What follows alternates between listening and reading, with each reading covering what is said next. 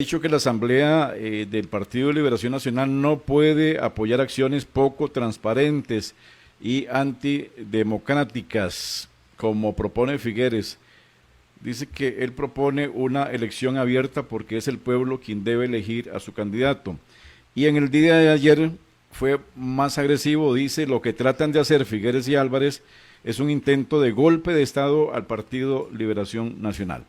¿Cómo califica la intensidad de estos mensajes de Rolando Araya? Creo que el mensaje de Rolando se sale de todo el marco que se está discutiendo.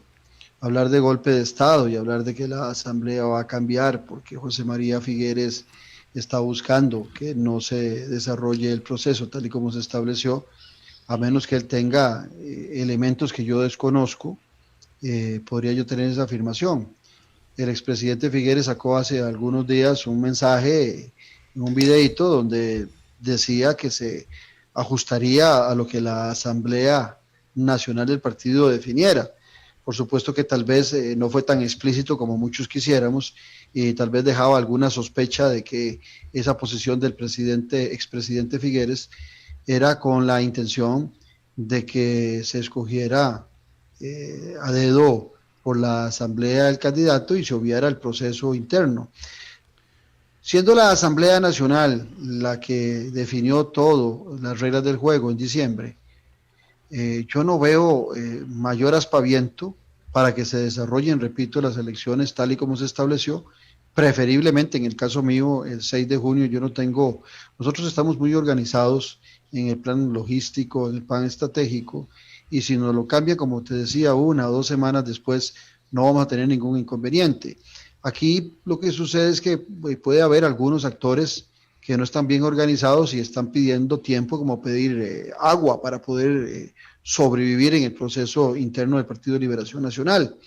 Ahora, lo que sí genera preocupación en algunos sectores es que, por supuesto, la alianza de Antonio Álvarez y José María Figueres les da a ellos prácticamente el monopolio de la Asamblea del Partido de Liberación Nacional, la Asamblea Nacional, que está integrada por miembros que fueron escogidos en la convención del 2017, donde ellos dos eran contrincantes. Entonces puede ser que por ahí donde vengan los temores de Rolando Araya, pero yo creo que eso sería imposible. Le voy a decir por qué sería imposible, Carlos.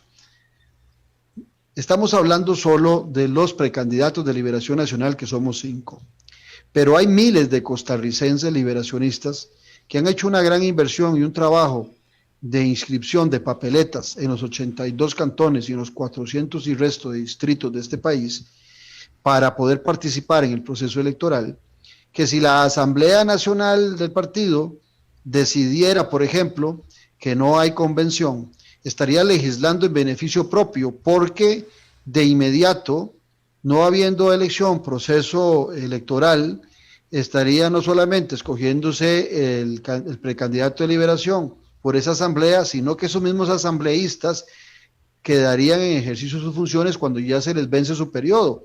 Esos mismos asambleístas que hace 4 años fueron quienes escogieron a los actuales diputados que están en la Asamblea Legislativa y que tendrían la oportunidad por segunda ocasión de escoger a otros diputados, y especialmente me imagino que algunos de los que están integrando esta actual Asamblea podría gustarles la idea, pero creo que en general las más de 1.100 papeletas distritales que se inscribieron para el proceso del 6 de junio también le debería permitir a todos esos ciudadanos costarricenses que están en ese proceso para ir a la Asamblea Nacional a levantar la voz contra una intentona de no ir a una convención abierta y democrática como se planteó desde un inicio.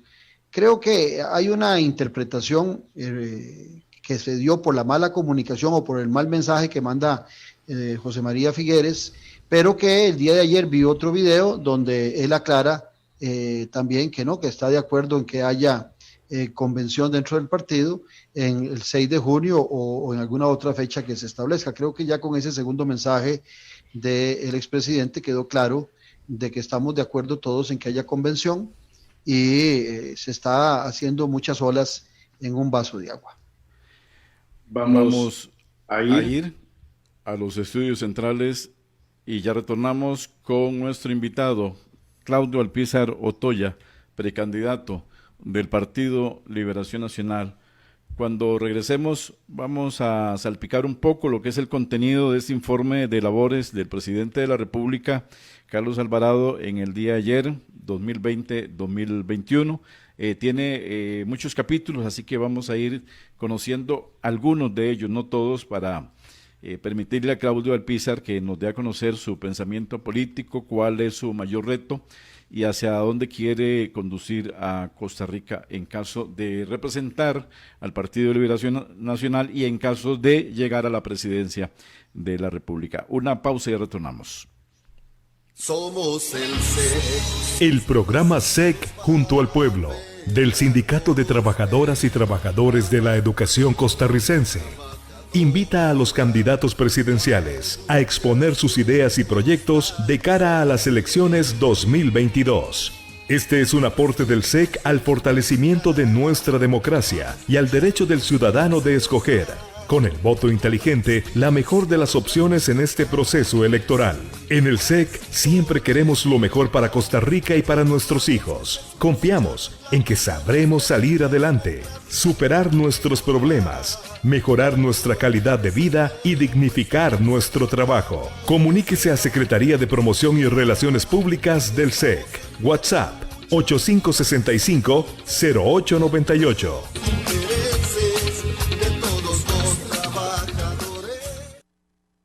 Somos el SEC, nacimos para velar por usted, trabajador, trabajadora de la educación costarricense. Con nuestro espíritu sindical, vamos luchando sin cesar por la justicia y las libertades individuales y colectivas. Somos la voz que se escucha reclamando respeto, democracia e igualdad. Por todo aquel que se esmera, que se esfuerza, trabaja y desea superar. Sí.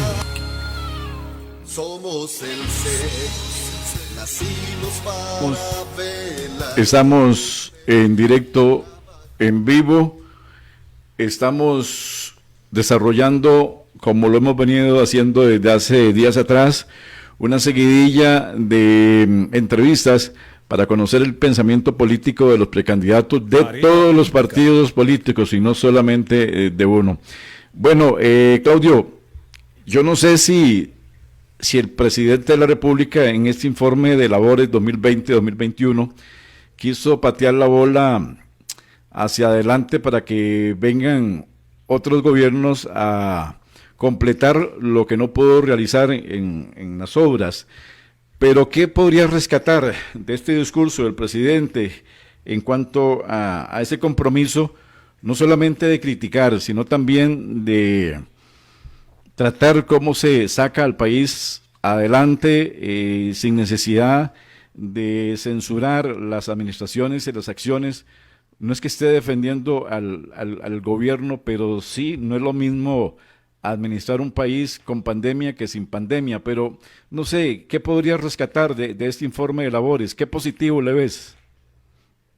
Carlos, lo primero que hay que decir, que lo que decís es cierto, que no es lo mismo administrar un país con pandemia o sin pandemia. Lo que sucede es que el presidente Carlos Alvarado ya había demostrado que sin pandemia él y su gabinete eran bastante incapaces de mejorar la situación del país, no solamente de disminuir la pobreza, que ya era galopante, no solamente de no lograr disminuir el desempleo. Recordad que el desempleo se duplicó ciertamente en época de pandemia, pero ese desempleo de 12,6, si mal no recuerdo, en el 2000, a principios del 2020 ya era muy crítico para el país y se nos decía que solo Venezuela nos superaba, lo cual no era un gran halago estar por debajo de Venezuela en el desempleo.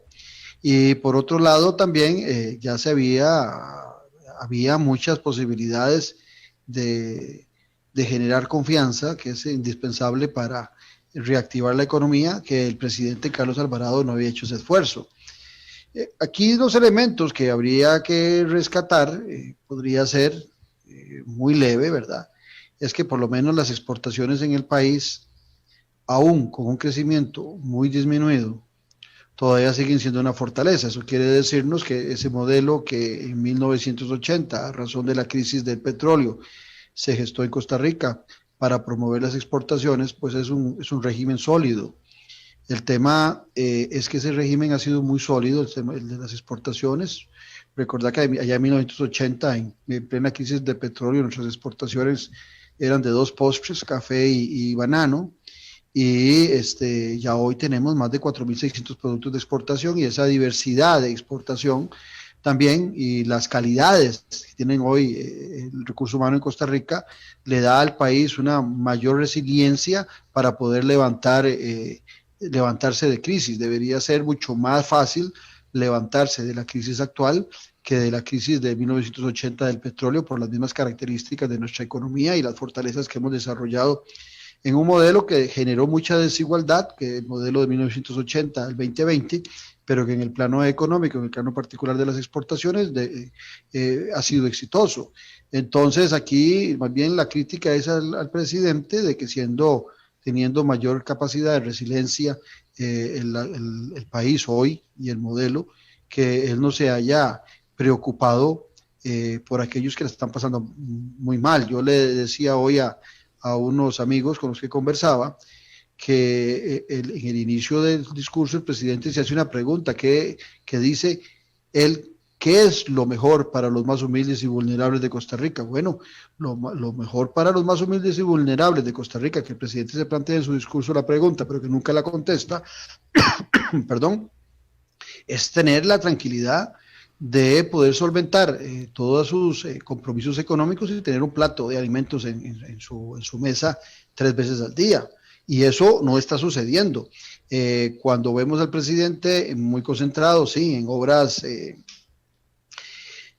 infraestructura, que la mayoría son en gran área metropolitana, y cuando vemos las falencias que hay en muchas zonas del país de caminos vecinales, nos damos cuenta de que también hay un sesgo en el desarrollo de la infraestructura del país.